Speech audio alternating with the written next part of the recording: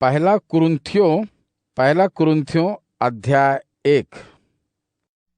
हमारे भाई सोस्थिनीस के साथ पौलुस की ओर से, जिसे परमेश्वर ने अपनी इच्छा अनुसार यीशु मसीह का प्रेरित बनने के लिए चुना, कुरिन्थुस में स्थित परमेश्वर की उस कलीसिया के नाम, जो यीशु मसीह में पवित्र किए गए, जिन्हें परमेश्वर ने पवित्र लोग बनने के लिए उनके साथ ही चुना है, जो हर कहीं हमारे और उनके प्रभु यीशु मसीह का नाम पुकारते रहते हैं। हमारे परम पिता की ओर से तथा हमारे प्रभु यीशु मसीह की ओर से तुम सबको उसकी अनुग्रह और शांति प्राप्त हो। तुम्हें प्रभु यीशु में जो अनुग्रह प्रदान की गई है, उसके लिए मैं तुम्हारी ओर से परमेश्वर का सदा धन्यवाद करता हूँ। तुम्हारी यीशु मसीह में स्थिति के कारण तुम्हें हर किसी प्रकार से, अर्थात समस्त वाणी और संपूर्ण ज्ञान से संपन्न किया गया है। मसीह के विषय में हमने जो साक्षी दी है वह तुम्हारे बीच प्रमाणित हुई है, और इसी के परिणाम स्वरूप तुम्हारे पास उसके किसी पुरस्कार की कमी नहीं है। तुम हमारे प्रभु यीशु मसीह के प्रकट होने की प्रतीक्षा करते रहते हो। वह तुम्हें अंत तक हमारे प्रभु यीशु मसीह के दिन एकदम निष्कलंक खरा बनाए रखेगा। परमेश्वर विश्वासपूर्ण है, उसी के द्वारा तुम्हें हमारे प्रभु और उसके पुत्र यीशु मसीह की सत्य संगति के लिए चुना गया है। हे भाइयों, हमारे प्रभु यीशु मसीह के नाम में मेरी तुमसे प्रार्थना है कि तुम में कोई मतभेद न हो। तुम सब एक साथ जुटे रहो और तुम्हारा चिंतन और लक्ष्य एक ही हो। मुझे खलोए के घराने के लोगों से पता चला है कि तुम्हारे बीच आपसी झगड़े हैं। मैं यह कह रहा हूँ कि तुम में से कोई कहता है मैं पौलुस का हूँ, तो कोई कहता है मैं अपुल्लोस का हूँ। किसी का मत है वह पतरस का है, तो कोई कहता है वह मसीह का है। क्या मसीह बढ़ गया है? पौलुस तो तुम्हारे लिए क्रूस पर नहीं चढ़ा था, क्या वह चढ़ा था? तुम्हें पौलुस के नाम का बपतिस्मा तो नहीं दिया गया? बताओ क्या दिया गया था? परमेश्वर का धन्यवाद है कि मैंने तुम में से क्रिस्पुस और गयुस को छोड़कर किसी भी और को बपतिस्मा नहीं दिया, ताकि कोई भी यह न कह सके कि तुम लोगों को मेरे नाम का बपतिस्मा दिया गया है।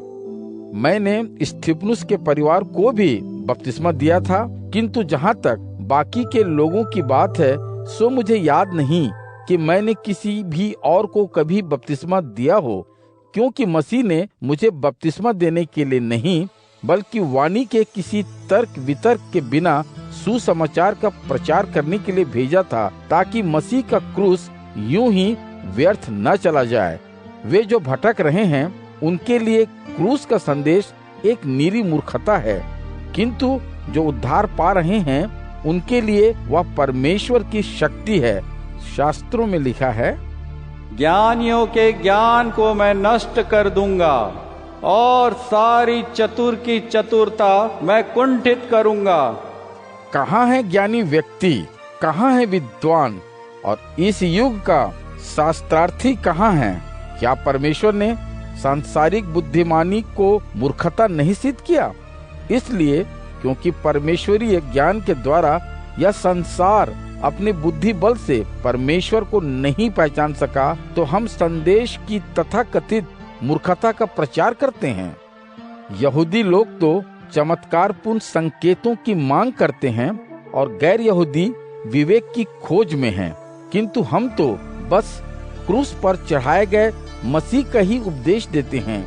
एक ऐसा उपदेश जो यहूदियों के लिए विरोध का कारण है और गैर यहूदियों के लिए निरी मूर्खता, किंतु उनके लिए जिन्हें बुला लिया गया है, फिर चाहे वे यहूदी हैं या गैर यहूदी, यह उपदेश मसीह है, जो परमेश्वर की शक्ति है और परमेश्वर का विवेक है।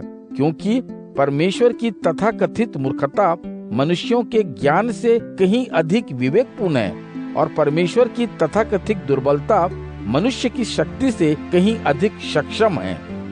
हे भाइयों, अब तनिक सोचो कि जब परमेश्वर ने तुम्हें बुलाया था, तो तुम में से बहुतेरे न तो सांसारिक दृष्टि से बुद्धिमान थे और न ही शक्तिशाली। तुम में से अनेक का सामाजिक स्तर भी कोई ऊंचा नहीं था, बल्कि परमेश्वर ने तो संसार में जो तथाकथित मूर्खतापूर्ण था उसे चुना ताकि बुद्धिमान लोग लज्जित हों। परमेश्वर ने संसार में दुर्बलों को चुना ताकि जो शक्तिशाली हैं वे लज्जित हों। परमेश्वर ने संसार में उन्हीं को चुना जो नीच थे, जिनसे घृणा की जाती थी और जो कुछ भी नहीं है।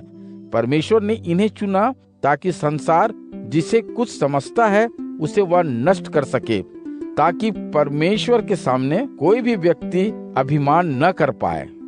किंतु तुम यीशु मसीह में उसी के कारण स्थित हो। वही परमेश्वर के वरदान के रूप में हमारी बुद्धि बन गया है। उसी के द्वारा हम निर्दोष ठहराए गए ताकि परमेश्वर को समर्पित हो सकें और हमें पापों से छुटकारे मिल पाए, जैसा कि शास्त्र में लिखा है, यदि किसी को कोई गर्व करना है तो वह प्रभु में अपनी स्थिति का गर्व करे। पहला कुरिन्थियों अध्याय 2। हे भाइयों, जब मैं तुम्हारे पास आया था तो परमेश्वर के रहस्यपूर्ण सत्य का वाणी की चतुरता अथवा मानव बुद्धि के साथ उपदेश देते हुए नहीं आया था, क्योंकि मैंने यह निश्चय कर लिया था कि तुम्हारे बीच रहते मैं यीशु मसीह और क्रूस पर हुई उसकी मृत्यु को छोड़कर किसी और बात को जानूंगा तक नहीं। सो मैं दीनता के साथ भय से पूरी तरह कांपता हुआ तुम्हारे पास आया, और मेरी वाणी तथा मेरा संदेश मानव बुद्धि के लुभावने शब्दों से युक्त नहीं थे, बल्कि उनमें था आत्मा की शक्ति का प्रमाण, ताकि तुम्हारा विश्वास मानव बुद्धि के बजाय परमेश्वर की शक्ति पर टिके। जो समझदार हैं उन्हें हम बुद्धि देते हैं, किंतु यह बुद्धि इस युग की बुद्धि नहीं है, न ही इस युग के उन शासकों की बुद्धि है जिन्हें विनाश के कगार पर लाया जा रहा है। इसके स्थान पर हम तो परमेश्वर के उस रहस्यपूर्ण विवेक को देते हैं जो छिपा हुआ था और जिसे अनादि काल से परमेश्वर ने हमारी महिमा के लिए निश्चित किया था, और जिसे इस युग के किसी भी शासक ने नहीं समझा, क्योंकि यदि वे उसे समझ पाए होते तो वे उस महिमावान प्रभु को क्रूस पर न चढ़ाते। किंतु शास्त्र में लिखा है, जिन्हें आंखों ने देखा नहीं और कानों ने सुना नहीं, जहां मनुष्य की बुद्धि तक कभी नहीं पहुंची, ऐसी बातें उनके हेतु प्रभु ने बनाई जो जन उसके प्रेमी होते। किंतु परमेश्वर ने उन्हीं बातों को आत्मा के द्वारा हमारे लिए प्रकट किया है। आत्मा हर किसी बात को ढूंढ निकालती है, यहाँ तक कि परमेश्वर की छिपी गहराइयों तक को। ऐसा कौन है जो दूसरे मनुष्य के मन की बातें जान ले, सिवाय उस व्यक्ति के, उस आत्मा के जो उसके अपने भीतर ही है। इसी प्रकार परमेश्वर के विचारों को भी परमेश्वर की आत्मा को छोड़कर और कौन जान सकता है। किंतु हमने तो सांसारिक आत्मा नहीं, बल्कि वह आत्मा पाई है जो परमेश्वर से मिलती है, ताकि हम उन बातों को जान सकें जिन्हें परमेश्वर ने हमें मुक्त रूप से दिया है। उन्हीं बातों को हम मानव बुद्धि द्वारा विचारे गए शब्दों में नहीं बोलते, बल्कि आत्मा द्वारा विचारे गए शब्दों से आत्मा की वस्तुओं की व्याख्या करते हुए बोलते हैं। एक प्राकृतिक व्यक्ति परमेश्वर की आत्मा द्वारा प्रकाशित सत्य को ग्रहण नहीं करता, क्योंकि उसके लिए वे बातें निरी मूर्खता होती हैं। वह उन्हें समझ नहीं पाता, क्योंकि वे आत्मा के आधार पर ही परखी जा सकती हैं। आध्यात्मिक मनुष्य सब बातों का न्याय कर सकता है, किंतु उसका न्याय कोई नहीं कर सकता, क्योंकि शास्त्र कहता है, प्रभु के मन को किसने जाना, उसको कौन सिखाए। किंतु हमारे पास यीशु का मन है। पहला कुरिन्थियों अध्याय 3। किंतु हे भाइयों, मैं तुम लोगों से वैसे बात नहीं कर सका जैसे आध्यात्मिक लोगों से करता हूँ। मुझे इसके विपरीत तुम लोगों से वैसे बात करनी पड़ी जैसे संसारिक लोगों से की जाती है, यानी उनसे जो अभी मसीह में बच्चे हैं। मैंने तुम्हें पीने को दूध दिया, ठोस आहार नहीं, क्योंकि तुम अभी उसे खा नहीं सकते थे, और न ही तुम इसे आज भी खा सकते हो, क्योंकि तुम अभी तक सांसारिक हो। क्या तुम संसारिक नहीं हो, जबकि तुम में आपसी ईर्ष्या और कलह मौजूद है और तुम संसारिक व्यक्तियों जैसा व्यवहार करते हो। जब तुम में से कोई कहता है मैं पौलुस का हूँ और दूसरा कहता है मैं अपुल्लोस का हूँ, तो क्या तुम संसारिक मनुष्यों का सा आचरण नहीं करते? अच्छा तो बताओ, अपुल्लोस क्या है और पौलुस क्या है? हम तो केवल वे सेवक हैं जिनके द्वारा तुमने विश्वास को ग्रहण किया है।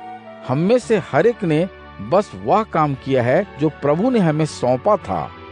मैंने बीज बोया, अपुल्लोस ने उसे सींचा, किंतु उसकी बढ़वार तो परमेश्वर ने ही की। इस प्रकार न तो वह जिसने बोया बड़ा है और न ही वह जिसने उसे सींचा, बल्कि बड़ा तो परमेश्वर है जिसने उसकी बढ़वार की।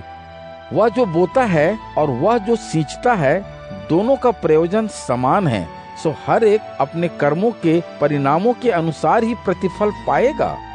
परमेश्वर की सेवा में हम सब सहकर्मी हैं। तुम परमेश्वर के खेत हो, परमेश्वर के मंदिर हो। परमेश्वर के उस अनुग्रह के अनुसार जो मुझे दिया गया था, मैंने एक कुशल प्रमुख शिल्पी के रूप में नींव डाली, किंतु उस पर निर्माण तो कोई और ही करता है। किंतु हर एक को सावधानी के साथ ध्यान रखना चाहिए कि वह उस पर निर्माण कैसे कर रहा है, क्योंकि जो नींव डाली गई है वह स्वयं यीशु मसीह ही है और उससे भिन्न दूसरी नींव कोई डाल ही नहीं सकता। यदि लोग उस नींव पर निर्माण करते हैं, फिर चाहे वे उसमें सोना लगाएं, चांदी लगाएं, बहुमूल्य रत्न लगाएं, लकड़ी लगाएं, फूस लगाएं या तिनकों का प्रयोग करें, हर व्यक्ति का कर्म स्पष्ट रूप से दिखाई देगा, क्योंकि वह दिन उसे उजागर कर देगा। क्योंकि वह दिन ज्वाला के साथ प्रकट होगा और वही ज्वाला हर व्यक्ति के कर्मों को परखेगी कि वे कर्म कैसे हैं।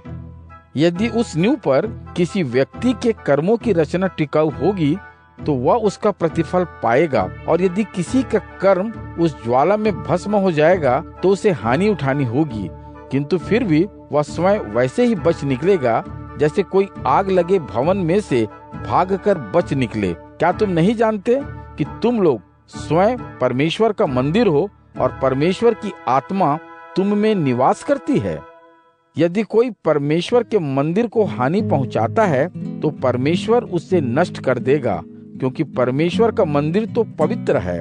हाँ, तुम ही तो वह मंदिर हो। अपने आप को मत छलो। यदि तुम में से कोई यह सोचता है कि इस युग के अनुसार वह बुद्धिमान है, तो उसे बस तथाकथित मूर्ख ही बने रहना चाहिए, ताकि वह सचमुच बुद्धिमान बन जाए।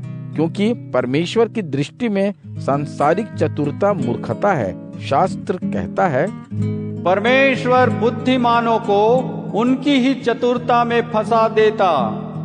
और फिर प्रभु जानता है बुद्धिमानों के विचार सब व्यर्थ हैं। इसलिए मनुष्यों पर किसी को भी गर्व नहीं करना चाहिए, क्योंकि यह सब कुछ तुम्हारा ही तो है।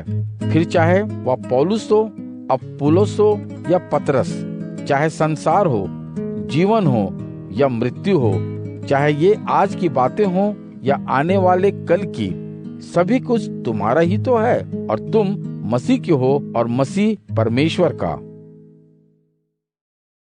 पहला कुरिन्थियों अध्याय 4। हमारे बारे में किसी व्यक्ति को इस प्रकार सोचना चाहिए कि हम लोग मसीह के सेवक हैं। परमेश्वर ने हमें और रहस्यपूर्ण सत्य सौंपे हैं, और फिर जिन्हें ये रहस्य सौंपे हैं उन पर यह दायित्व भी है कि वे विश्वास योग्य हों। मुझे इसकी तनिक भी चिंता नहीं है कि तुम लोग मेरा न्याय करो या मनुष्यों की कोई और अदालत। मैं स्वयं भी अपना न्याय नहीं करता, क्योंकि मेरा मन स्वच्छ है, किंतु इसी कारण मैं छूट नहीं जाता। प्रभु तो एक ही है जो न्याय करता है। इसलिए ठीक समय आने से पहले, अर्थात जब तक प्रभु न आ जाए, तब तक किसी भी बात का न्याय मत करो। वही अंधेरे में छिपी बातों को उजागर करेगा और मन की प्रेरणा को प्रकट करेगा।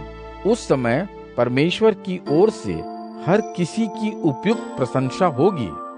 हे भाइयों, मैंने इन बातों को अपुल्लोस पर और स्वयं अपने पर तुम लोगों के लिए ही चरितार्थ किया है, ताकि तुम हमारा उदाहरण देखते हुए उन बातों को न उलांध जाओ जो शास्त्र में लिखी है, ताकि एक व्यक्ति का पक्ष लेते हुए और दूसरे का विरोध करते हुए अहंकार में न भर जाओ।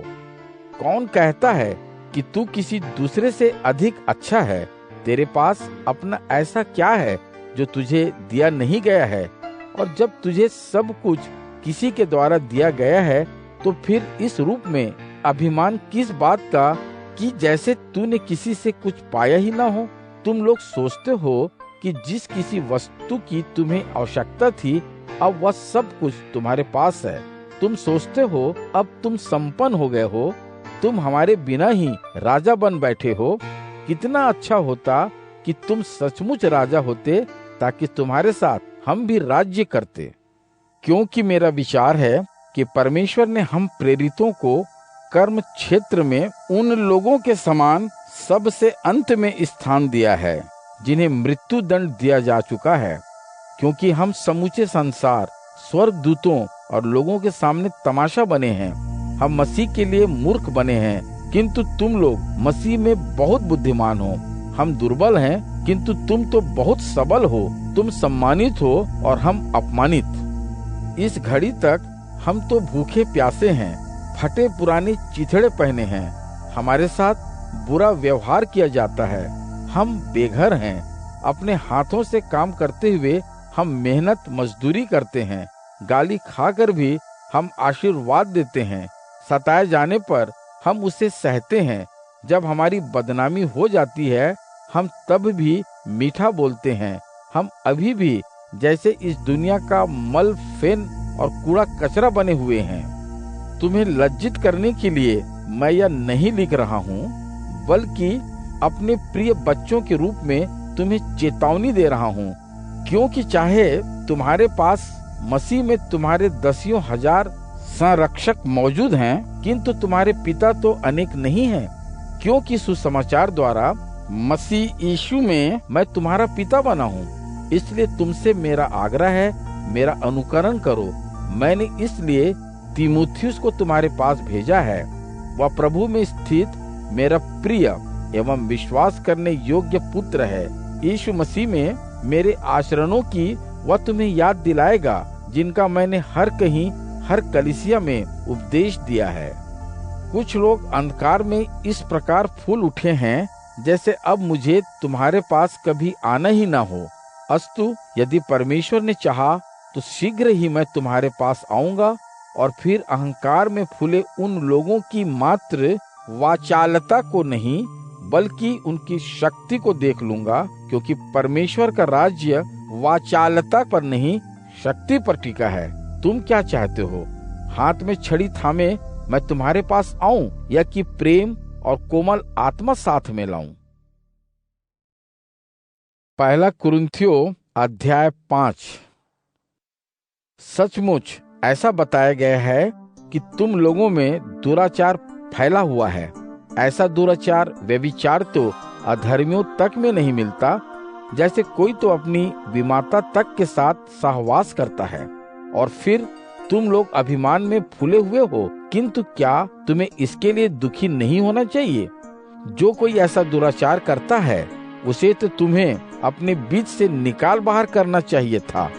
मैं यद्यपि शारीरिक रूप से तुम्हारे बीच नहीं हूँ, किंतु आत्मिक रूप से तो वहीं उपस्थित हूँ।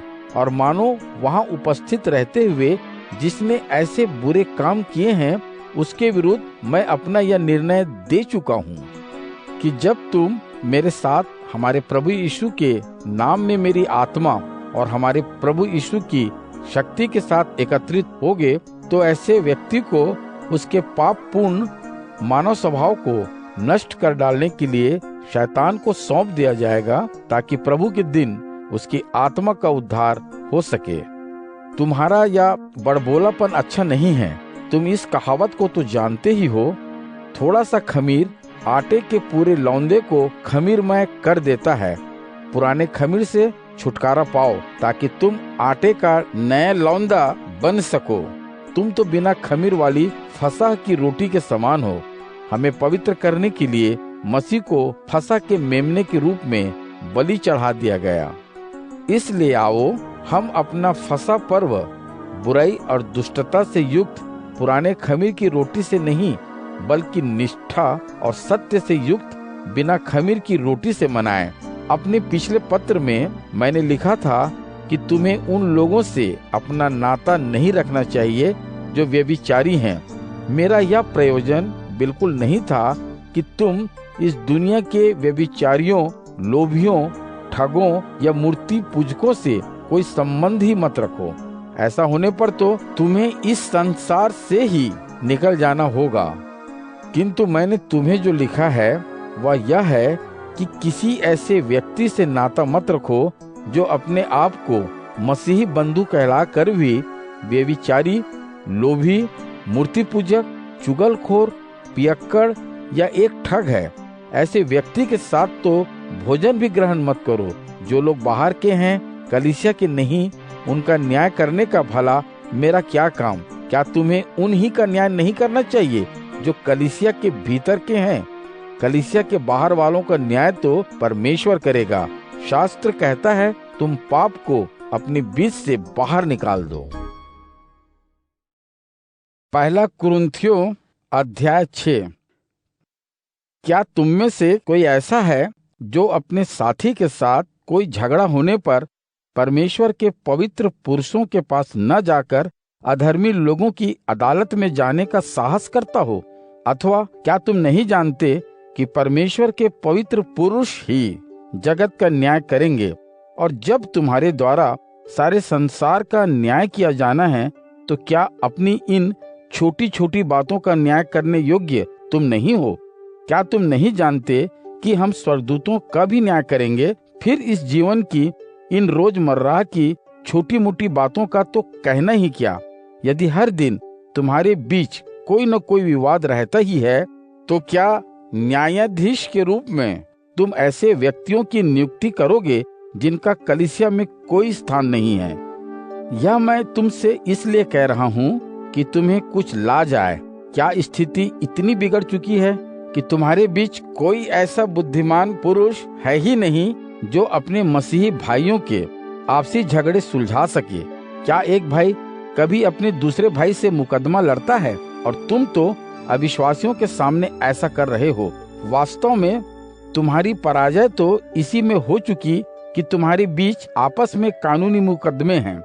इसके स्थान पर तुम आपस में अन्याय ही क्यों नहीं सह लेते? अपने आप को क्यों नहीं लुट जाने देते? तुम तो स्वयं अन्याय करते हो और अपने ही मसीही भाइयों को लुटते हो। अथवा क्या तुम नहीं जानते कि बुरे लोग परमेश्वर के राज्य का उत्तराधिकार नहीं पाएंगे? अपने आप को मूर्ख मत बनाओ। यौनाचार करने वाले, मूर्ति पूजक, व्यभिचारी, गुदा भंजन कराने वाले, लौंडेबाज, लुटेरे, लालची, पियक्कड़, चुगलखोर और ठग परमेश्वर के राज्य के उत्तराधिकारी नहीं होंगे। तुम में से कुछ ऐसे ही थे, किंतु अब तुम्हें धोया गया और पवित्र कर दिया है। तुम्हें परमेश्वर की सेवा में अर्पित कर दिया गया है। प्रभु यीशु मसीह के नाम और हमारे परमेश्वर के आत्मा के द्वारा उन्हें धर्मी करार दिया जा चुका है। मैं कुछ भी करने को स्वतंत्र हूँ, किंतु हर कोई बात हितकर नहीं होती। हाँ, मैं सब कुछ करने को स्वतंत्र हूँ, किंतु मैं अपने पर किसी को भी हावी नहीं होने दूंगा। कहा जाता है, भोजन पेट के लिए और पेट भोजन के लिए है, किंतु परमेश्वर इन दोनों को ही समाप्त कर देगा। और हमारे शरीर भी तो यौन अनाचार के लिए नहीं है, बल्कि प्रभु की सेवा के लिए है, और प्रभु हमारी देह के कल्याण के लिए है। परमेश्वर ने केवल प्रभु को ही पुनर्जीवित नहीं किया, बल्कि अपनी शक्ति से वह मृत्यु से हम सबको भी जिला उठाएगा। क्या तुम नहीं जानते कि तुम्हारे शरीर स्वयं यीशु मसीह से जुड़े हैं? तो क्या मुझे उन्हें, जो मसीह के अंग हैं, किसी वेश्या के अंग बना देना चाहिए? निश्चय ही नहीं।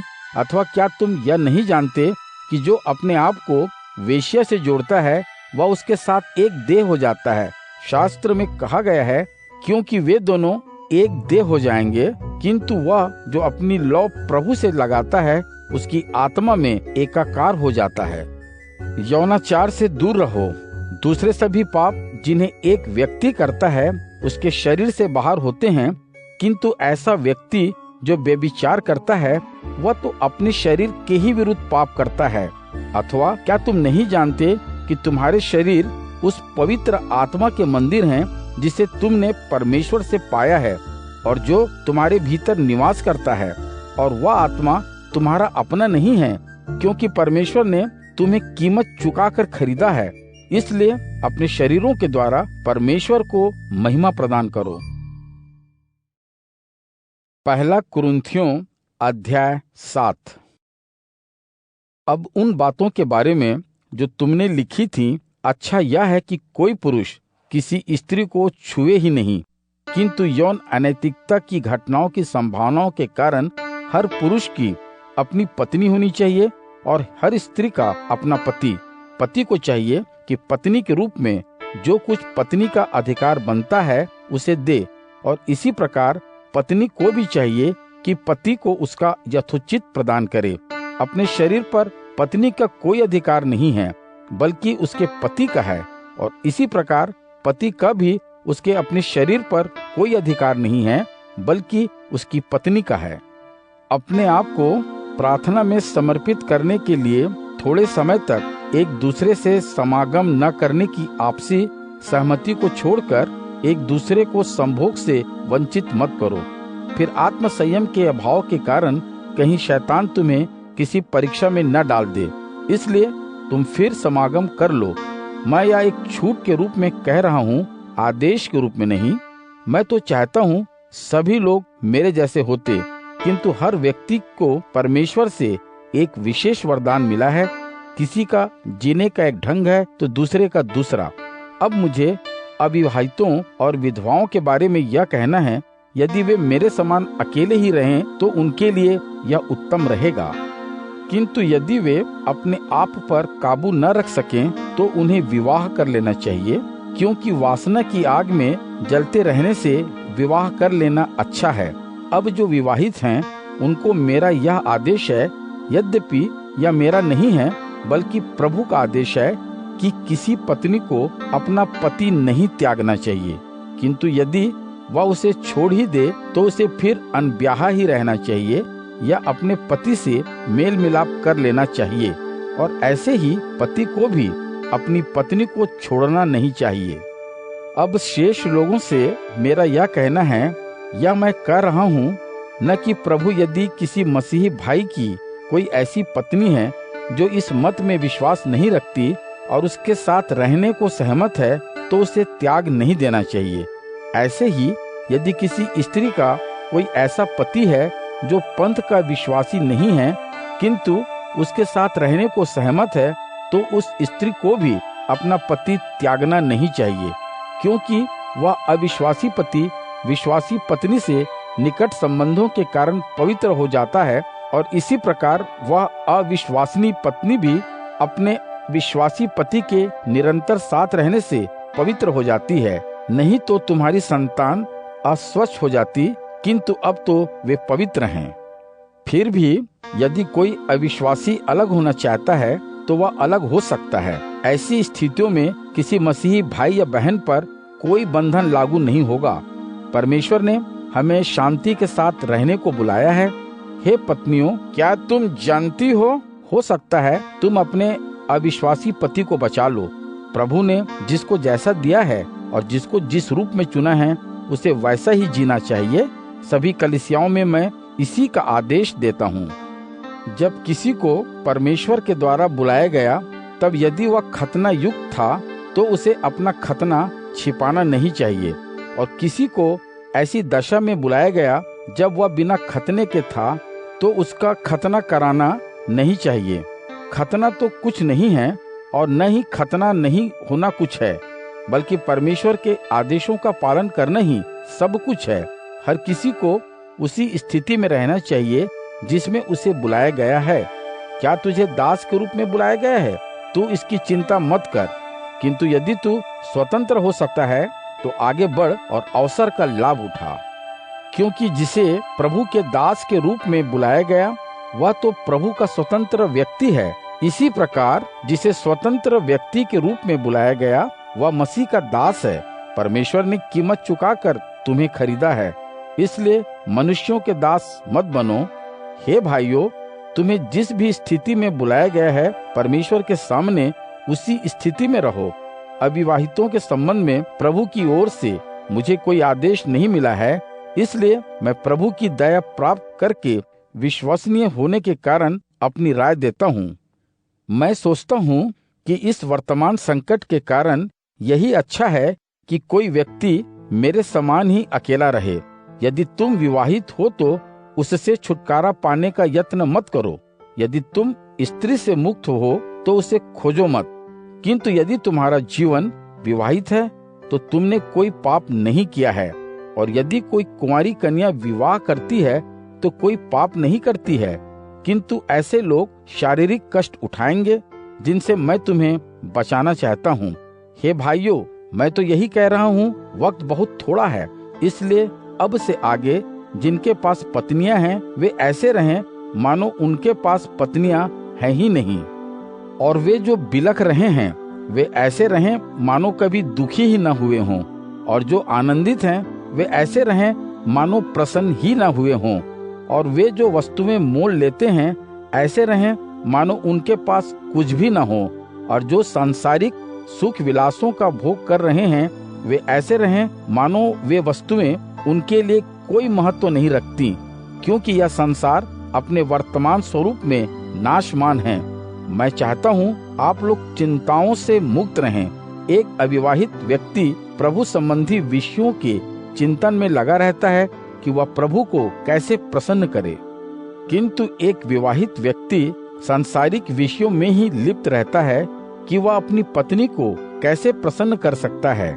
इस प्रकार उसका व्यक्तित्व बंट जाता है, और ऐसे ही किसी अविवाहित स्त्री या कुंवारी कन्या को जिसे बस प्रभु संबंधी विषयों की ही चिंता रहती है, जिससे वह अपने शरीर और अपनी आत्मा से पवित्र हो सके, किंतु एक विवाहित स्त्री सांसारिक विषय भोगों में इस प्रकार लिप्त रहती है कि वह अपने पति को रिझाती रह सके। ये मैं तुमसे तुम्हारे भले के लिए ही कह रहा हूँ, तुम पर प्रतिबंध लगाने के लिए नहीं, बल्कि अच्छी व्यवस्था को हित में, और इसलिए भी कि तुम जिस चित्त की चंचलता के बिना प्रभु को समर्पित हो सको। यदि कोई सोचता है कि वह अपनी युवा हो चुकी कुंवारी प्रिया के प्रति उचित नहीं कर रहा है, और यदि उसकी काम भावना तीव्र है तथा दोनों को ही आगे बढ़कर विवाह कर लेने की आवश्यकता है, तो जैसा वह चाहता है उसे आगे बढ़कर वैसा कर लेना चाहिए। वह पाप नहीं कर रहा है, उन्हें विवाह कर लेना चाहिए। किंतु जो अपने मन में बहुत पक्का है और जिस पर कोई दबाव भी नहीं है, बल्कि जिसका अपनी इच्छाओं पर भी पूरा बस है, और जिसने अपने मन में पूरा निश्चय कर लिया है कि वह अपनी प्रिया से विवाह नहीं करेगा, तो वह अच्छा ही कर रहा है। सो वह जो अपनी प्रिया से विवाह कर लेता है अच्छा करता है, और जो उससे विवाह नहीं करता वह और भी अच्छा करता है।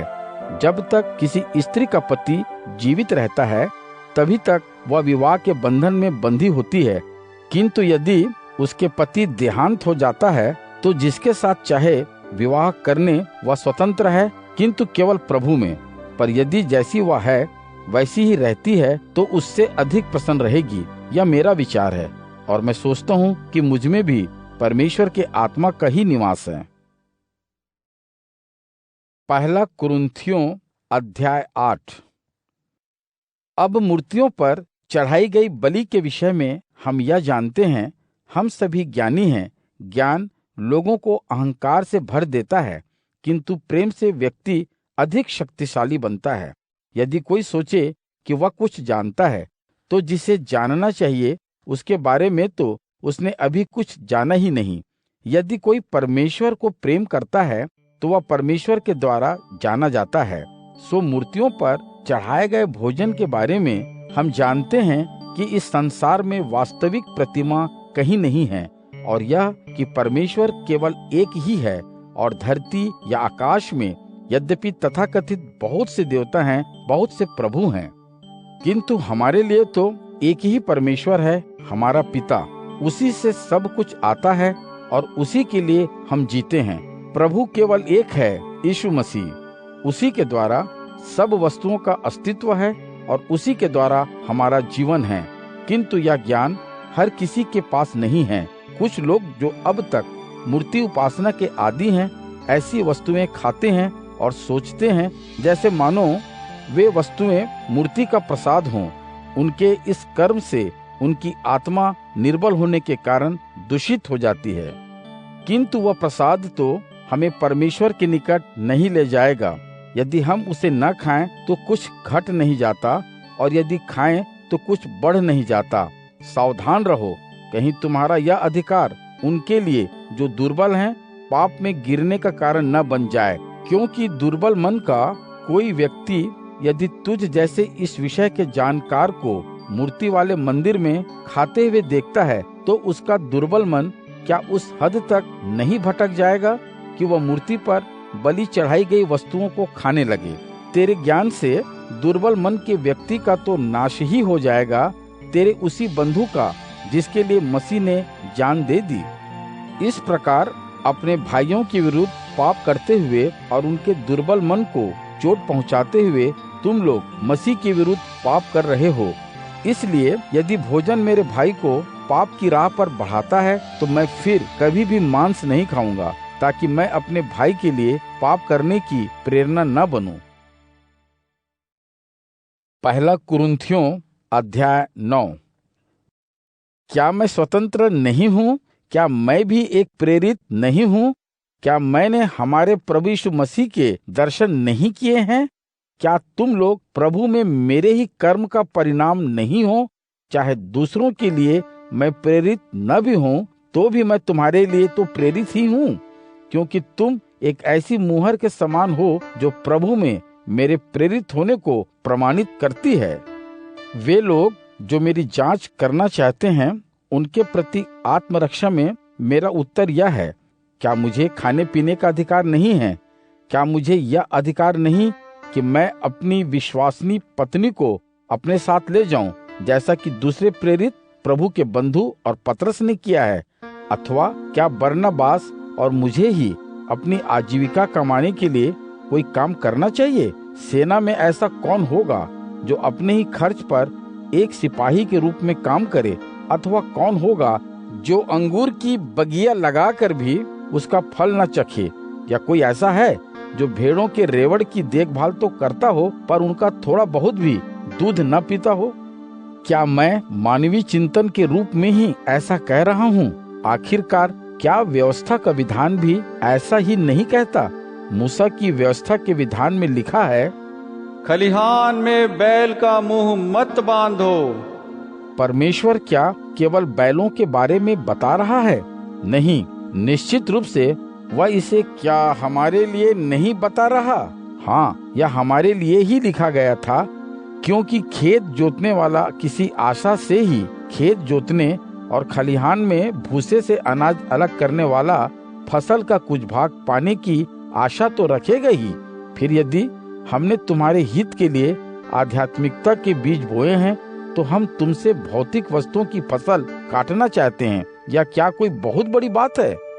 यदि दूसरे लोग तुमसे भौतिक वस्तुएं पाने का अधिकार रखते हैं, तो हमारा तो तुम पर क्या और भी अधिक अधिकार नहीं है? किंतु हमने इस अधिकार का उपयोग नहीं किया है, बल्कि हम तो सब कुछ सहते रहे हैं, ताकि हम मसीह सुसमाचार के मार्ग में कोई बाधा न डाल दे। क्या तुम नहीं जानते कि जो लोग मंदिर में काम करते हैं, वे अपना भोजन मंदिर से ही पाते हैं, और जो नियमित रूप से वेदी की सेवा करते हैं, वेदी के चढ़ावे में उनका हिस्सा होता है।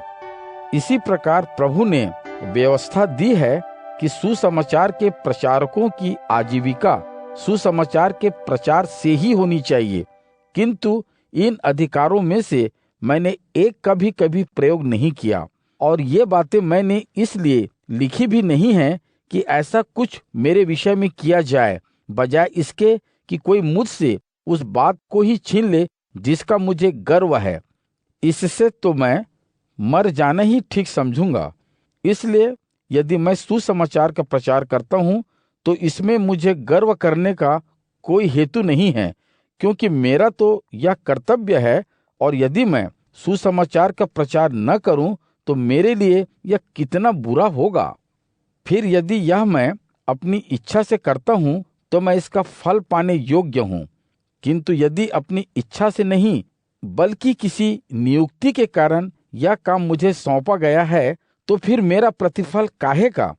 इसलिए जब मैं सुसमाचार का प्रचार करूं तो बिना कोई मूल्य लिए ही उसे करूं, ताकि सुसमाचार के प्रचार में जो कुछ पाने का मेरा अधिकार है मैं उसका पूरा उपयोग न करूं। यद्यपि मैं किसी भी व्यक्ति के बंधन में नहीं हूं, फिर भी मैंने स्वयं को आप सब का सेवक बना लिया है, ताकि मैं अधिकतर लोगों को जीत सकूं। यहूदियों के लिए मैं एक यहूदी जैसा बना, ताकि मैं यहूदियों को जीत सकूं। जो लोग व्यवस्था के विधान के अधीन हैं, उनके लिए मैं एक ऐसा व्यक्ति बना जो व्यवस्था के विधान के अधीन जैसा है, यद्यपि मैं स्वयं व्यवस्था के विधान के अधीन नहीं हूँ। या मैंने इसलिए किया कि मैं व्यवस्था के विधान के अधीनों को जीत सकूं। मैं एक ऐसा व्यक्ति भी बना जो व्यवस्था के विधान को नहीं मानता, यद्यपि मैं परमेश्वर की व्यवस्था से रहित नहीं हूँ, बल्कि मसीह की व्यवस्था के अधीन हूँ, ताकि मैं जो व्यवस्था के विधान को नहीं मानते हैं उन्हें जीत सकूं। जो दुर्बल हैं उनके लिए मैं दुर्बल बना, ताकि मैं दुर्बलों को जीत सकूं। हर किसी के लिए मैं हर किसी के जैसा बना, ताकि हर संभव उपाय से उनका उद्धार कर सकूं। यह सब कुछ मैं सुसमाचार के लिए करता हूं, ताकि इसके वरदानों में मेरा भी कुछ भाग हो। क्या तुम लोग यह नहीं जानते कि खेल के मैदान में दौड़ते तो सभी धावक हैं, किंतु पुरस्कार किसी एक को ही मिलता है। ऐसे दौड़ो कि जीत तुम्हारी ही हो। किसी खेल प्रतियोगिता में प्रत्येक प्रतियोगी को हर प्रकार का आत्मसंयम करना होता है। वे एक नाशवान जयमाल से सम्मानित होने के लिए ऐसा करते हैं, किंतु हम तो एक अविनाशी मुकुट को पाने के लिए यह करते हैं। इस प्रकार मैं उस व्यक्ति के समान दौड़ता हूँ जिसके सामने एक लक्ष्य है। मैं हवा में मुक्के नहीं मारता, बल्कि मैं तो अपने शरीर को कठोर अनुशासन में तपाकर उसे अपने वश में करता हूँ, ताकि कहीं ऐसा न हो जाए कि दूसरों को उपदेश देने के बाद परमेश्वर के द्वारा मैं ही व्यर्थ ठहरा दिया जाऊं। पहला कुरिन्थियों अध्याय 10। हे भाइयों, मैं चाहता हूं कि तुम यह जान लो कि हमारे सभी पूर्वज बादल की छत्र छाया में सुरक्षा पूर्वक लाल सागर पार कर गए थे। उन सब को बादल के नीचे समुद्र के बीच मूसा के अनुयायियों के रूप में बपतिस्मा दिया गया था। उन सभी ने समान आध्यात्मिक भोजन खाया था और समान आध्यात्मिक जल पिया था, क्योंकि वे अपने साथ चल रही उस आध्यात्मिक चट्टान से ही जल ग्रहण कर रहे थे, और वह चट्टान थी मसीह।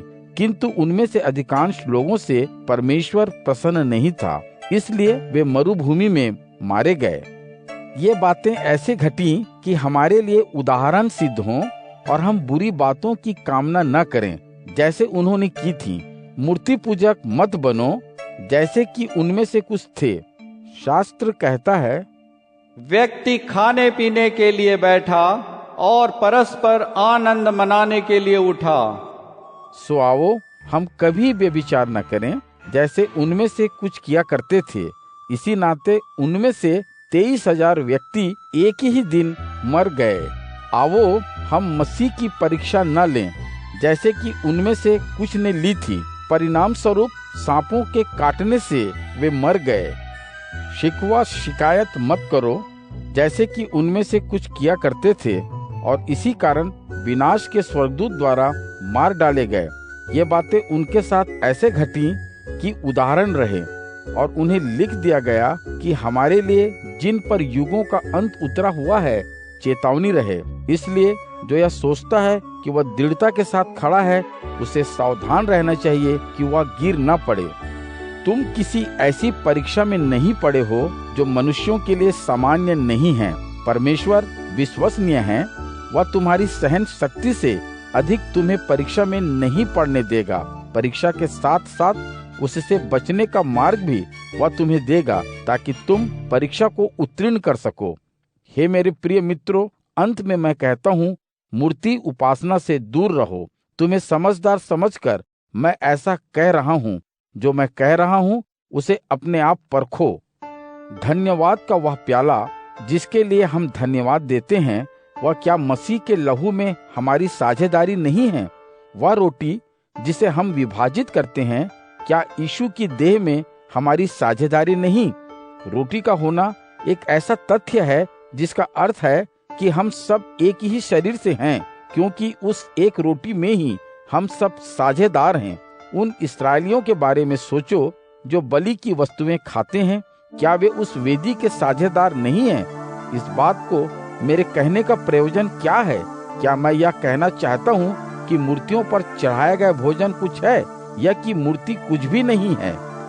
बल्कि मेरी आशा तो यह है कि वे अधर्मी जो बलि चढ़ाते हैं, वे उन्हें परमेश्वर के लिए नहीं बल्कि दुष्ट आत्माओं के लिए चढ़ाते हैं। और मैं नहीं चाहता कि तुम दुष्ट आत्माओं के साझेदार बनो। तुम प्रभु के कटोरे और दुष्ट आत्माओं के कटोरे में से एक साथ नहीं पी सकते। तुम प्रभु के भोजन की चौकी और दुष्ट आत्माओं के भोजन की चौकी दोनों में से एक साथ हिस्सा नहीं बटा सकते। क्या हम प्रभु को चिढ़ाना चाहते हैं? क्या जितना शक्तिशाली वह है, हम उससे अधिक शक्तिशाली हैं? जैसे कि कहा गया है कि हम कुछ भी करने के लिए स्वतंत्र हैं, पर सब कुछ हितकारी तो नहीं है। हम कुछ भी करने के लिए स्वतंत्र हैं, किंतु हर किसी बात से विश्वास से दृढ़ तो नहीं होता। किसी को भी मात्र स्वार्थ की ही चिंता नहीं करनी चाहिए, बल्कि औरों के परमार्थ की भी सोचनी चाहिए। बाजार में जो कुछ बिकता है, अपने अंतर्मन के अनुसार वह सब कुछ खाओ। उसके बारे में कोई प्रश्न मत करो, क्योंकि शास्त्र कहता है, यह धरती और इस पर जो कुछ है सब प्रभु का है। यदि अविश्वासियों में से कोई व्यक्ति तुम्हें भोजन पर बुलाए और तुम वहां जाना चाहो, तो तुम्हारे सामने जो भी परोसा गया है अपने अंतर्मन के अनुसार सब खाओ, कोई प्रश्न मत पूछो। किंतु यदि कोई तुम लोगों को यह बताए, यह देवता पर चढ़ाया गया चढ़ावा है, तो जिसने तुम्हें यह बताया है उसके कारण और अपने अंतर्मन के कारण उससे मत खाओ। मैं जब अंतर्मन कहता हूँ तो मेरा अर्थ तुम्हारे अंतर्मन से नहीं, बल्कि उस दूसरे व्यक्ति के अंतर्मन से है। एकमात्र यही कारण है, क्योंकि मेरी स्वतंत्रता भला दूसरे व्यक्ति के अंतर्मन द्वारा लिए गए निर्णय से सीमित क्यों रहे। यदि मैं धन्यवाद देकर भोजन में हिस्सा लेता हूँ, तो जिस वस्तु के लिए मैं परमेश्वर को धन्यवाद देता हूँ उसके लिए मेरी आलोचना नहीं की जानी चाहिए। इसलिए चाहे तुम खाओ, चाहे पियो, चाहे कुछ और करो, बस सब कुछ परमेश्वर की महिमा के लिए करो। यहूदियों के लिए या गैर यहूदियों के लिए, या जो परमेश्वर के कलीसिया के हैं, उनके लिए कभी बाधा मत बनो। जैसे स्वयं हर प्रकार से हर किसी को प्रसन्न रखने का जतन करता हूँ, और बिना यह सोचे कि मेरा स्वार्थ क्या है, परमार्थ की सोचता हूँ, ताकि उनका उद्धार हो। पहला कुरिन्थियों अध्याय 11। सो तुम लोग वैसे ही मेरा अनुसरण करो जैसा मैं मसीह का अनुसरण करता हूँ। मैं तुम्हारी प्रशंसा करता हूँ, क्योंकि तुम मुझे हर समय याद करते रहते हो, और जो शिक्षाएं मैंने तुम्हें दी हैं उनका सावधानी से पालन कर रहे हो। पर मैं चाहता हूँ कि तुम यह जान लो कि स्त्री का सिर पुरुष है, पुरुष का सिर मसीह है, और मसीह का सिर परमेश्वर है। हर ऐसा पुरुष जो सिर ढककर प्रार्थना करता है या परमेश्वर की ओर से बोलता है, वह परमेश्वर का अपमान करता है जो अपना सिर है। पर हर ऐसी स्त्री जो बिना सिर ढके प्रार्थना करती है या जनता में परमेश्वर की ओर से बोलती है, वह अपने पुरुष का अपमान करती है जो उसका सिर है। वह ठीक उस स्त्री के समान है जिसने अपना सिर मुड़वा दिया है। यदि कोई स्त्री अपना सिर नहीं ढकती तो वह अपने बाल भी क्यों नहीं मुंडवा लेती। किंतु यदि स्त्री के लिए बाल मुंडवाना लज्जा की बात है तो उसे अपना सिर भी ढकना चाहिए। किंतु पुरुष के लिए अपना सिर ढकना उचित नहीं है, क्योंकि वह परमेश्वर के स्वरूप और महिमा का प्रतिबिंब है। किंतु एक स्त्री अपने पुरुष की महिमा को प्रतिबिंबित करती है। मैं ऐसा इसलिए कहता हूँ क्योंकि पुरुष किसी स्त्री से नहीं, बल्कि स्त्री पुरुष से बनी है। पुरुष स्त्री के लिए नहीं रचा गया, बल्कि स्त्री की रचना पुरुष के लिए की गई है। इसलिए परमेश्वर ने उसे जो अधिकार दिया है, उसके प्रतीक रूप में स्त्री को चाहिए कि वह अपना सिर ढके। उसे स्वर्गदूतों के कारण भी ऐसा करना चाहिए। फिर भी प्रभु में न तो स्त्री पुरुष से स्वतंत्र है और न ही पुरुष स्त्री से, क्योंकि जैसे पुरुष से स्त्री आई, वैसे ही स्त्री ने पुरुष को जन्म दिया। किंतु सब कोई परमेश्वर से आते हैं। स्वयं निर्णय करो, क्या जनता के बीच एक स्त्री का सिर उघाड़े परमेश्वर की प्रार्थना करना अच्छा लगता है? क्या स्वयं प्रकृति तुम्हें नहीं सिखाती कि यदि कोई पुरुष अपने बाल लंबे बढ़ने दे तो यह उसके लिए लज्जा की बात है, और यह कि एक स्त्री के लिए यही उसकी शोभा है। वास्तव में उसे उसके लंबे बाल एक प्राकृतिक ओढ़नी के रूप में दिए गए हैं। अब इस पर यदि कोई विवाद करना चाहे तो मुझे कहना होगा कि न तो हमारे यहाँ कोई ऐसी प्रथा है और न ही परमेश्वर की कलीसिया में। अब यह अगला आदेश देते हुए मैं तुम्हारी प्रशंसा नहीं कर रहा हूँ, क्योंकि तुम्हारा आपस में मिलना तुम्हारा भला करने की बजाय तुम्हें हानि पहुँचा रहा है।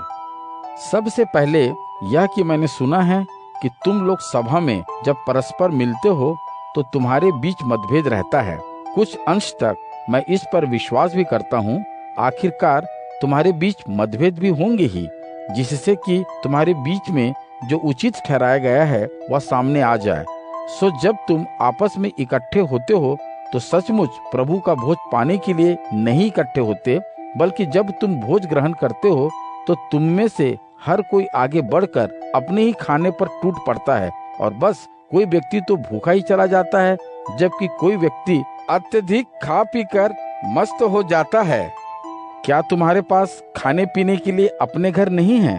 अथवा इस प्रकार तुम परमेश्वर की कलीसिया का अनादर नहीं करते और जो दीन है उनका तिरस्कार करने की चेष्टा नहीं करते? मैं तुमसे क्या कहूँ? इसके लिए क्या मैं तुम्हारी प्रशंसा करूँ? इस विषय में मैं तुम्हारी प्रशंसा नहीं करूँगा, क्योंकि जो सीख मैंने तुम्हें दी है वह मुझे प्रभु से मिली थी।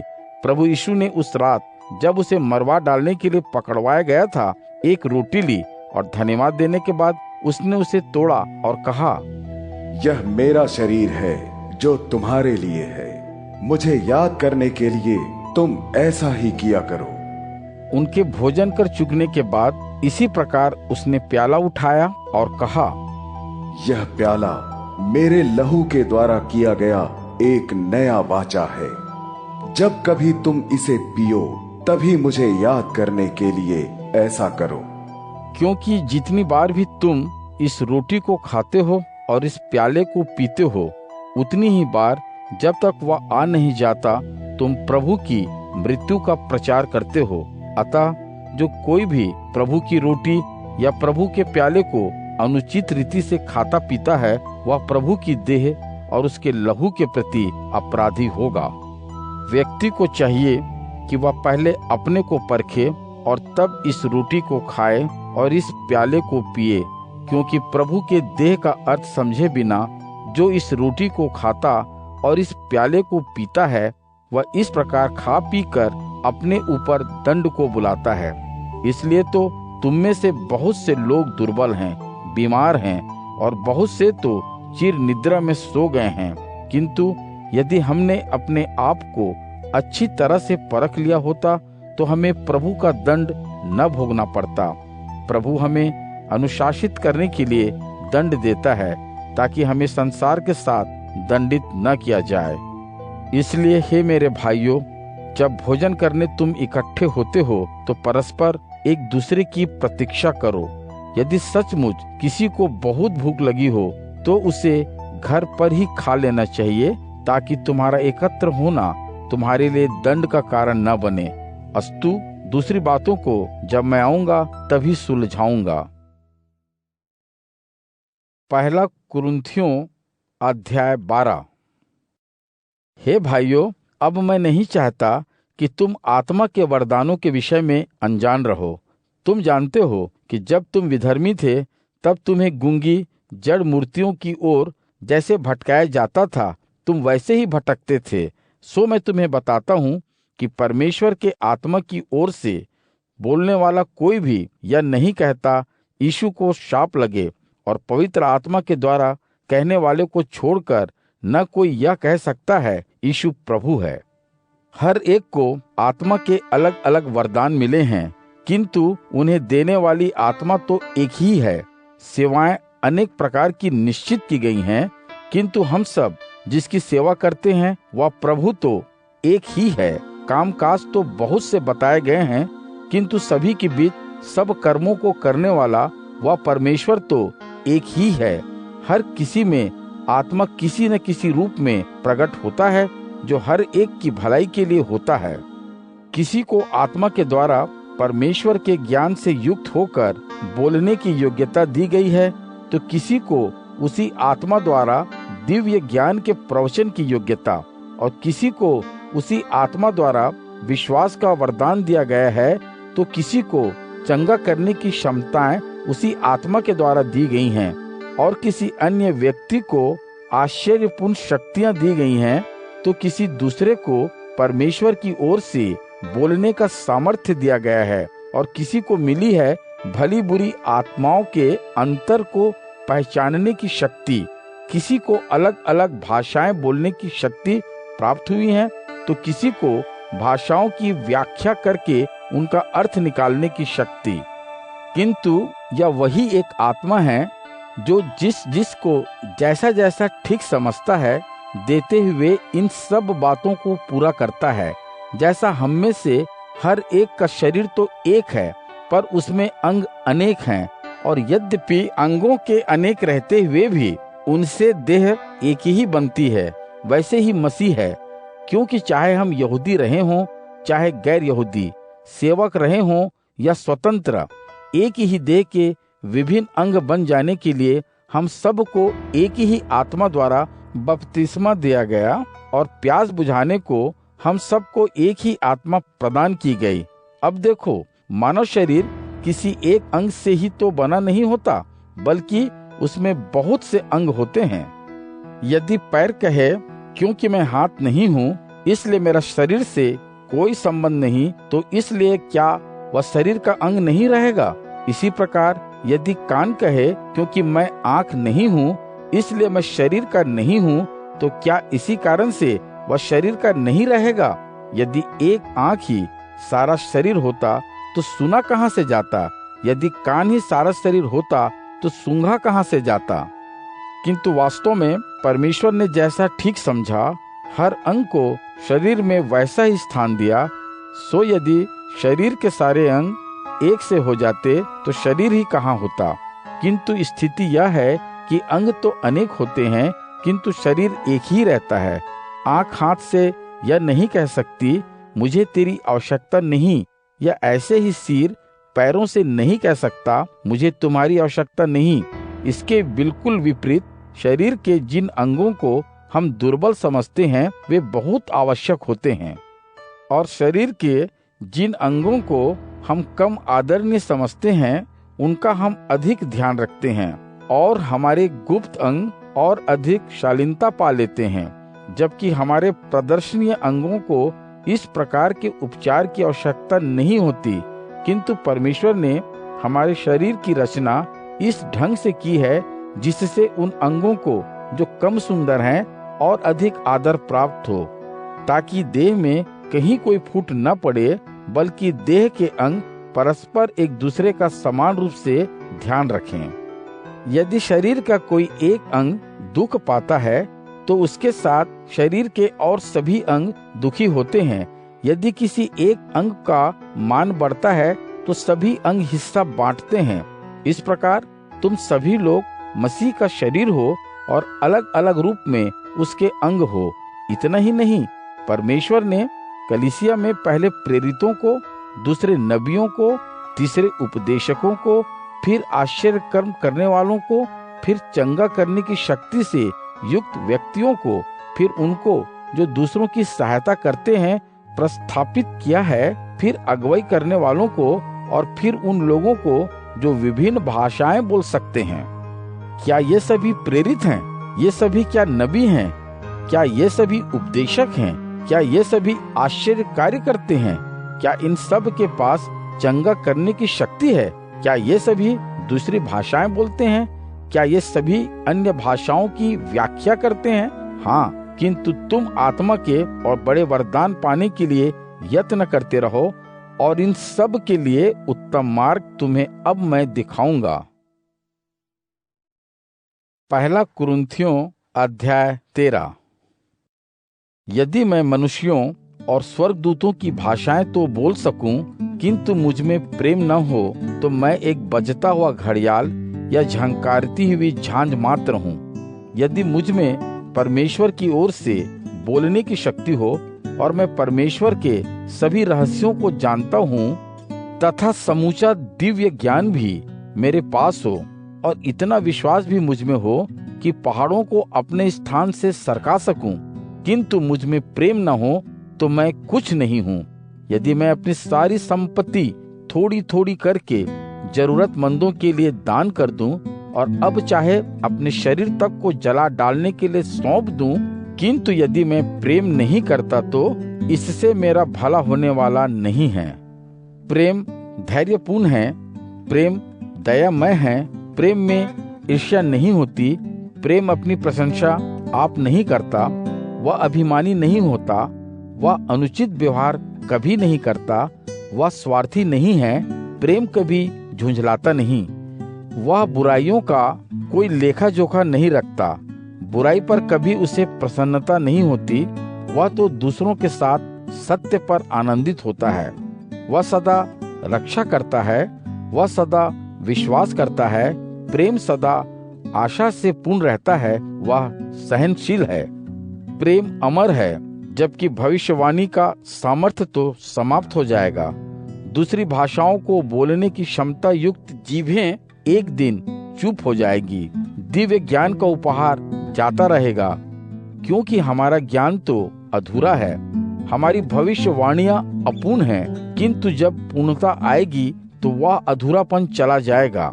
जब मैं बच्चा था तो एक बच्चे की तरह ही बोला करता था, वैसे ही सोचता था और उसी प्रकार सोच विचार करता था, किंतु अब जब मैं बड़ा होकर पुरुष बन गया हूँ तो वे बचपने की बातें जाती रही हैं। क्योंकि अभी तो दर्पण में हमें एक धुंधला सा प्रतिबिंब दिखाई पड़ रहा है, किंतु पूर्णता प्राप्त हो जाने पर हम पूरी तरह आमने सामने देखेंगे।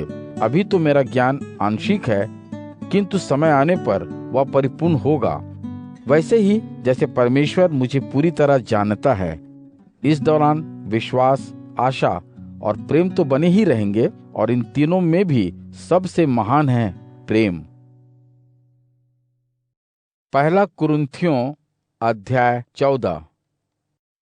प्रेम के मार्ग पर प्रयत्नशील रहो और आध्यात्मिक वरदानों की निष्ठा के साथ अभिलाषा करो, विशेष रूप से परमेश्वर की ओर से बोलने की, क्योंकि जिसे दूसरे की भाषा में बोलने का वरदान मिला है वह तो वास्तव में लोगों से नहीं बल्कि परमेश्वर से बातें कर रहा है, क्योंकि उसे कोई समझ नहीं पाता, वह तो आत्मा की शक्ति से रहस्यमय वाणी बोल रहा है। किंतु वह जिसे परमेश्वर की ओर से बोलने का वरदान प्राप्त है, वह लोगों से उन्हें आत्मा में दृढ़ता, प्रोत्साहन और चैन पहुंचाने के लिए बोल रहा है। जिसे विभिन्न भाषाओं में बोलने का वरदान प्राप्त है, वह तो बस अपनी आत्मा को ही सुदृढ़ करता है, किंतु जिसे परमेश्वर की ओर से बोलने का सामर्थ्य मिला है, वह समूची कलीसिया को आध्यात्मिक रूप से सुदृढ़ बनाता है। अब मैं चाहता हूँ कि तुम सभी दूसरी अनेक भाषाएं बोलो, किंतु इससे भी अधिक मैं यह चाहता हूँ कि तुम परमेश्वर की ओर से बोल सको, क्योंकि कलीसिया की आध्यात्मिक सुदृढ़ता के लिए अपने कहे की व्याख्या करने वाले को छोड़कर दूसरी भाषाएं बोलने वाले से परमेश्वर की ओर से बोलने वाला बड़ा है।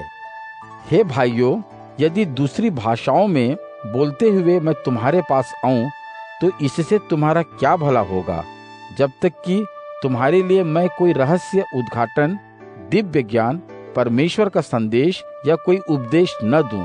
यह बोलना तो ऐसे ही होगा जैसे किसी बांसुरी या सारंगी जैसे निर्जीव वाद्य की ध्वनि।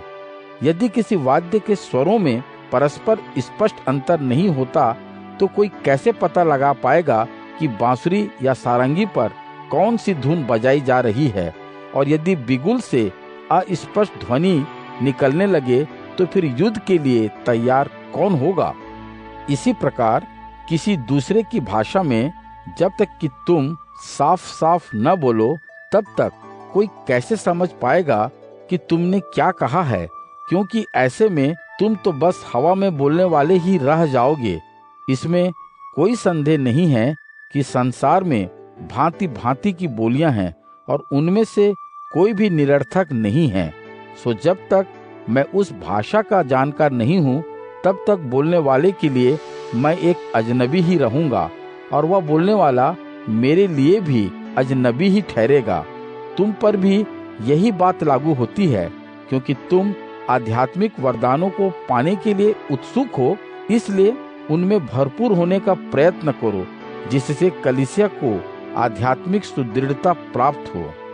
परिणाम स्वरूप जो दूसरी भाषा में बोलता है उसे प्रार्थना करनी चाहिए कि वह अपने कहे का अर्थ भी बता सके, क्योंकि यदि मैं किसी अन्य भाषा में प्रार्थना करूं तो मेरी आत्मा तो प्रार्थना कर रही होती है किंतु मेरी बुद्धि व्यर्थ रहती है। तो फिर क्या करना चाहिए? मैं अपनी आत्मा से तो प्रार्थना करूंगा ही, किंतु साथ ही अपनी बुद्धि से भी प्रार्थना करूंगा। अपनी आत्मा से तो उसकी स्तुति करूंगा ही, किंतु अपनी बुद्धि से भी उसकी स्तुति करूंगा। क्योंकि यदि तू केवल अपनी आत्मा से ही कोई आशीर्वाद दे तो वहां बैठा कोई व्यक्ति जो बस सुन रहा है तेरे धन्यवाद पर आमीन कैसे कहेगा? क्योंकि तू जो कह रहा है उसे वह जानता ही नहीं। अब देख, तू जो चाहे भली भांति धन्यवाद दे रहा है, किंतु दूसरे व्यक्ति की तो उससे कोई आध्यात्मिक सुदृढ़ता नहीं होती। मैं परमेश्वर को धन्यवाद देता हूँ कि मैं तुम सब से बढ़कर विभिन्न भाषाएं बोल सकता हूँ, किंतु कलीसिया सभा के बीच किसी दूसरी भाषा में दसियों हजार शब्द बोलने की अपेक्षा अपनी बुद्धि का उपयोग करते हुए बस 5 शब्द बोलना अच्छा समझता हूँ, ताकि दूसरों को भी शिक्षा दे सकूं। हे भाइयों, अपने विचारों में बचकाने मत रहो, बल्कि बुराइयों के विषय में अबोध बच्चे जैसे बने रहो, किंतु अपने चिंतन में सयाने बनो, जैसा कि शास्त्र कहता है, उनका उपयोग करते हुए जो अन्य बोली बोलते हैं, उनके मुखों का उपयोग करते हुए जो पराए हैं, मैं इनसे बात करूंगा, पर तब भी ये मेरी न सुनेंगे। प्रभु ऐसा ही कहता है। सो दूसरी भाषाएं बोलने का वरदान अविश्वासियों के लिए संकेत है, न कि विश्वासियों के लिए, जबकि परमेश्वर की ओर से बोलना अविश्वासियों के लिए नहीं बल्कि विश्वासियों के लिए है। सो यदि समूचा कलीसिया एकत्र हो और हर कोई दूसरी भाषाओं में बोल रहा हो, तभी बाहर के लोग या अविश्वासी भीतर आ जाएं, तो क्या वे तुम्हें पागल नहीं कहेंगे? किंतु यदि हर कोई परमेश्वर की ओर से बोल रहा हो और तब तक कुछ अविश्वासी या बाहर के आ जाएं, तो क्या सब लोग उसे उसके पापों का बोध नहीं करा देंगे? सब लोग जो कह रहे हैं उसी पर उसका न्याय होगा। जब उसके मन के भीतर छिपे भेद खुल जाएंगे, तब तक वह यह कहते हुए सचमुच तुम्हारे बीच परमेश्वर है, दंडवत प्रणाम करके परमेश्वर की उपासना करेगा। हे भाइयों, तो फिर क्या करना चाहिए? तुम जब इकट्ठे होते हो तो तुम में से कोई भजन, कोई उपदेश और कोई आध्यात्मिक रहस्य का उद्घाटन करता है, कोई किसी अन्य भाषा में बोलता है तो कोई उसकी व्याख्या करता है। ये सब बातें कलीसिया की आत्मिक सुदृढ़ता के लिए की जानी चाहिए।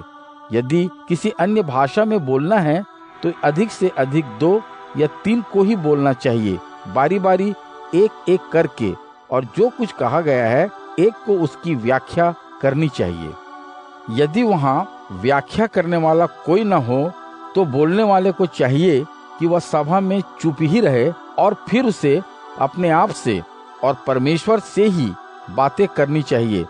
परमेश्वर की ओर से उसके दूत के रूप में बोलने का जिन्हें वरदान मिला है ऐसे 2 या 3 व्यक्तियों को ही बोलना चाहिए, और दूसरों को चाहिए कि जो कुछ उन्होंने कहा है वे उसे परखते रहें।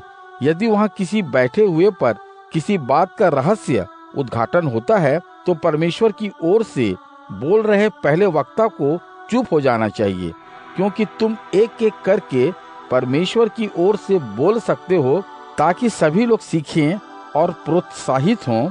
नबियों की आत्माएं नबियों के वश में रहती हैं, क्योंकि परमेश्वर अव्यवस्था नहीं शांति देता है, जैसा कि संतों की सभी कलीसियाओं में होता है।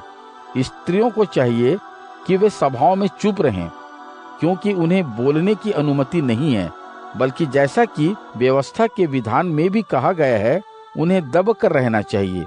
यदि वे कुछ जानना चाहती हैं तो उन्हें घर पर अपने अपने पति से पूछना चाहिए, क्योंकि एक स्त्री के लिए यह शोभा नहीं देता कि वह सभा में बोले।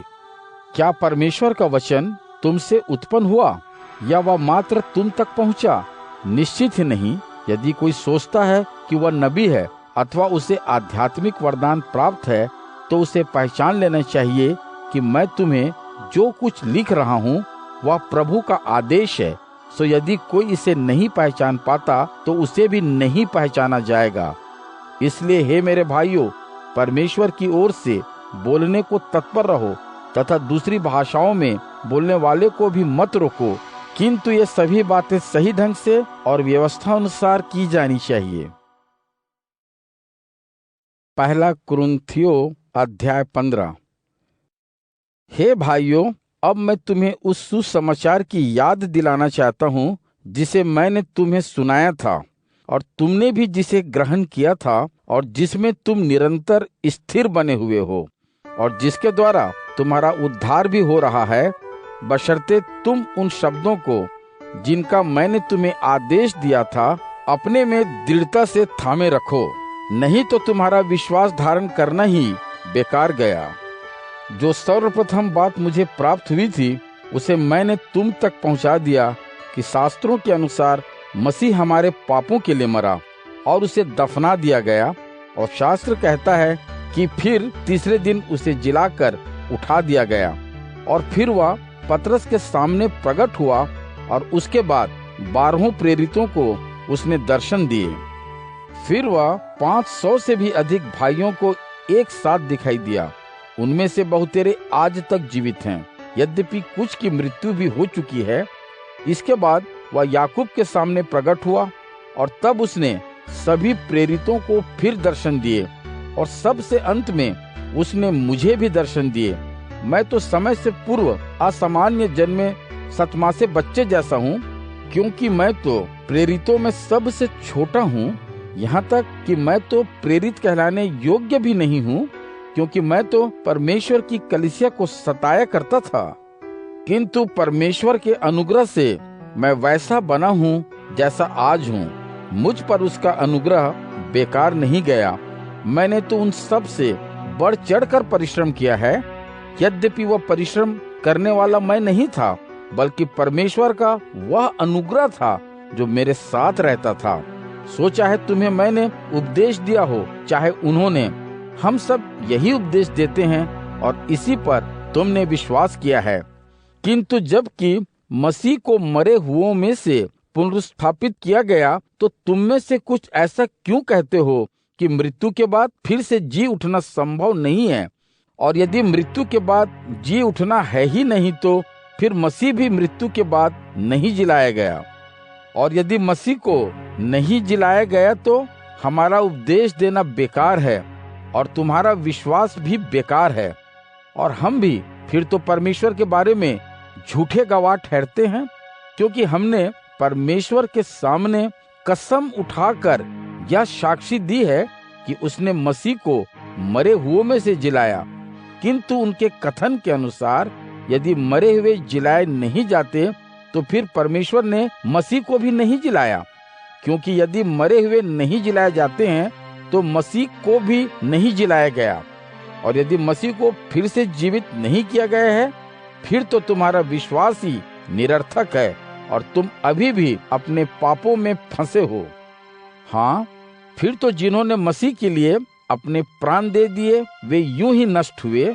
यदि हमने केवल अपने इस भौतिक जीवन के लिए ही यीशु मसीह में अपनी आशा रखी है, तब तो हम और सभी लोगों से अधिक अभागे हैं। किंतु अब वास्तविकता यह है कि मसीह को मरे हुओं में से जिलाया गया है। वह मरे हुओं की फसह का पहला फल है, क्योंकि जब एक मनुष्य के द्वारा मृत्यु आई तो एक मनुष्य के द्वारा ही मृत्यु से पुनर्जीवित हो उठना भी आया। क्योंकि ठीक वैसे ही जैसे आदम के कर्मों के कारण हर किसी के लिए मृत्यु आई, वैसे ही मसीह के द्वारा सबको फिर से जिला उठाया जाएगा।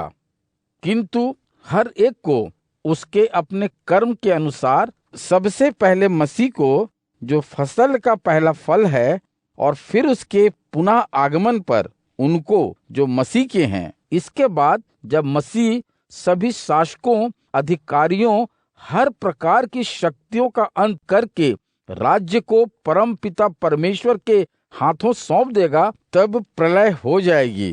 किंतु जब तक परमेश्वर मसीह के शत्रुओं को उसके पैरों तले न कर दे, तब तक उसका राज्य करते रहना आवश्यक है। सबसे अंतिम शत्रु के रूप में मृत्यु का नाश किया जाएगा, क्योंकि परमेश्वर ने हर किसी को मसीह के चरणों के अधीन रखा है। अब देखो, जब शास्त्र कहता है सब कुछ को उसके अधीन कर दिया गया है, तो जिसने सब कुछ को उसके चरणों के अधीन किया है, वह स्वयं इससे अलग रहा है। और जब सब कुछ मसीह के अधीन कर दिया गया है, तो यहाँ तक कि स्वयं पुत्र को भी उस परमेश्वर के अधीन कर दिया जाएगा जिसने सब कुछ को मसीह के अधीन कर दिया, ताकि हर किसी पर पूरी तरह परमेश्वर का शासन हो। नहीं तो जिन्होंने अपने प्राण दे दिए हैं, उनके कारण जिन्होंने बपतिस्मा लिया है, वे क्या करेंगे? यदि मरे हुए कभी पुनर्जीवित होते ही नहीं, तो लोगों को उनके लिए बपतिस्मा दिया ही क्यों जाता है? और हम भी हर घड़ी संकट क्यों झेलते रहते हैं? भाइयों, तुम्हारे लिए मेरा वह गर्व जिसे मैं हमारे प्रभु यीशु मसीह में स्थित होने के नाते रखता हूँ, उसे साक्षी करके शपथ पूर्वक कहता हूँ कि मैं हर दिन मरता हूँ। यदि मैं इफिसुस में जंगली पशुओं के साथ मानवीय स्तर पर ही लड़ा था, तो उससे मुझे क्या मिला? यदि मरे हुए जिलाए नहीं जाते, तो आओ खाएं पिएं मौज मनाएं, क्योंकि कल तो मर ही जाना है। भटकना बंद करो, बुरी संगति से अच्छी आदतें नष्ट हो जाती हैं। होश में आओ, अच्छा जीवन अपनाओ जैसा कि तुम्हें होना चाहिए। पाप करना बंद करो, क्योंकि तुम में से कुछ तो ऐसे हैं जो परमेश्वर के बारे में कुछ भी नहीं जानते। मैं यह इसलिए कह रहा हूँ कि तुम्हें लज्जा आए। किंतु कोई पूछ सकता है, मरे हुए कैसे जिलाए जाते हैं और वे फिर कैसी देह धारण करके आते हैं? तुम कितने मूर्ख हो! तुम जो बोते हो वह जब तक पहले मर नहीं जाता जीवित नहीं होता। और जहाँ तक जो तुम बोते हो उसका प्रश्न है, तो जो पौधा विकसित होता है, तुम उस भरे पूरे पौधे को तो धरती में नहीं बोते, बस केवल बीज बोते हो, चाहे वह गेहूं का दाना हो और चाहे कुछ और। फिर परमेश्वर जैसा चाहता है वैसा रूप उसे देता है। हर बीज को वह उसका अपना शरीर प्रदान करता है। सभी जीवित प्राणियों के शरीर एक जैसे नहीं होते। मनुष्यों का शरीर एक तरह का होता है, जबकि पशुओं का शरीर दूसरी तरह का। चिड़ियाओं की देह अलग प्रकार की होती है और मछलियों की अलग। कुछ देह दिव्य होती हैं और कुछ पार्थिव, किंतु दिव्य देह की आभा एक प्रकार की होती है और पार्थिव शरीरों की दूसरे प्रकार की। सूरज का तेज एक प्रकार का होता है और चांद का दूसरे प्रकार का। तारों में भी एक भिन्न प्रकार का प्रकाश रहता है, और हाँ, तारों का प्रकाश भी एक दूसरे से भिन्न रहता है। सो जब मरे हुए जी उठेंगे, तब भी ऐसा ही होगा। वह देह जिसे धरती में दफनाकर बोया गया है नाशमान है, किंतु वह देह जिसका पुनरुत्थान हुआ है अविनाशी है। वह काया जो धरती में दफनाई गई है अनादरपूर्ण है, किंतु वह काया जिसका पुनरुत्थान हुआ है महिमा से मंडित है। वह काया जिसे धरती में गाड़ा गया है दुर्बल है, किंतु वह काया जिसे पुनर्जीवित किया गया है शक्तिशाली है। जिस काया को धरती में दफनाया गया है वह प्राकृतिक है, किंतु जिसे पुनर्जीवित किया गया है वह आध्यात्मिक शरीर है। यदि प्राकृतिक शरीर होते हैं तो आध्यात्मिक शरीरों का भी अस्तित्व है। शास्त्र कहता है, पहला मनुष्य आदम एक सजीव प्राणी बना, किंतु अंतिम आदम मसीह जीवनदाता आत्मा बना। आध्यात्मिक पहले नहीं आता, बल्कि पहले आता है भौतिक और फिर उसके बाद ही आता है आध्यात्मिक। पहले मनुष्य को धरती की मिट्टी से बनाया गया और दूसरा मनुष्य मसीह स्वर्ग से आया। जैसे उस मनुष्य की रचना मिट्टी से हुई, वैसे ही सभी लोग मिट्टी से ही बने और उस दिव्य पुरुष के समान अन्य दिव्य पुरुष भी स्वर्गीय हैं।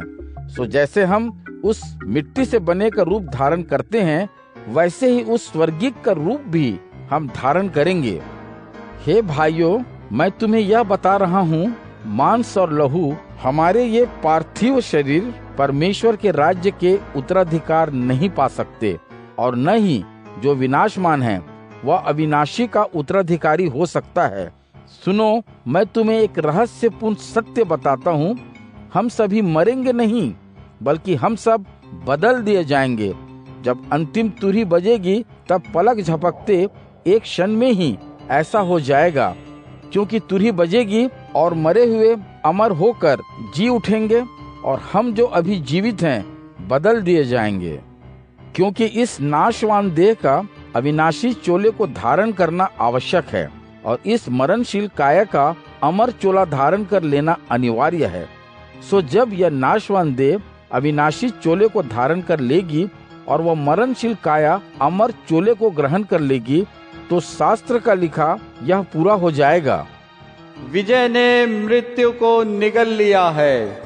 हे मृत्यु, तेरी विजय कहाँ है? ओ मृत्यु, तेरा दंश कहाँ है?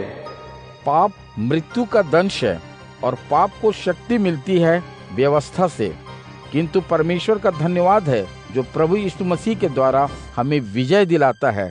सो मेरे प्यारे भाइयों, अटल बने, डटे रहो, प्रभु के कार्य के प्रति अपने आप को सदा पूरी तरह समर्पित कर दो, क्योंकि तुम तो जानते ही हो कि प्रभु में किया गया तुम्हारा कार्य व्यर्थ नहीं है।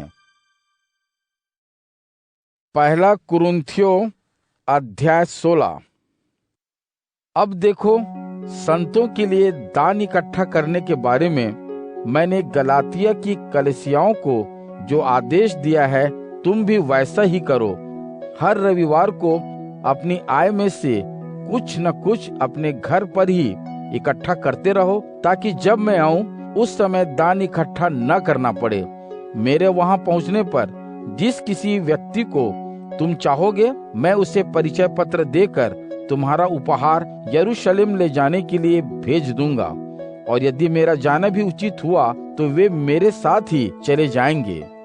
मैं जब मकिदुनिया होकर जाऊंगा तो तुम्हारे पास भी आऊंगा, क्योंकि मकिदुनिया से होते हुए जाने का कार्यक्रम मैं निश्चित कर चुका हूँ। हो सकता है मैं कुछ समय तुम्हारे साथ ठहरूं या सर्दियां ही तुम्हारे साथ बिताऊं, ताकि जहाँ कहीं मुझे जाना हो तुम मुझे विदा कर सको।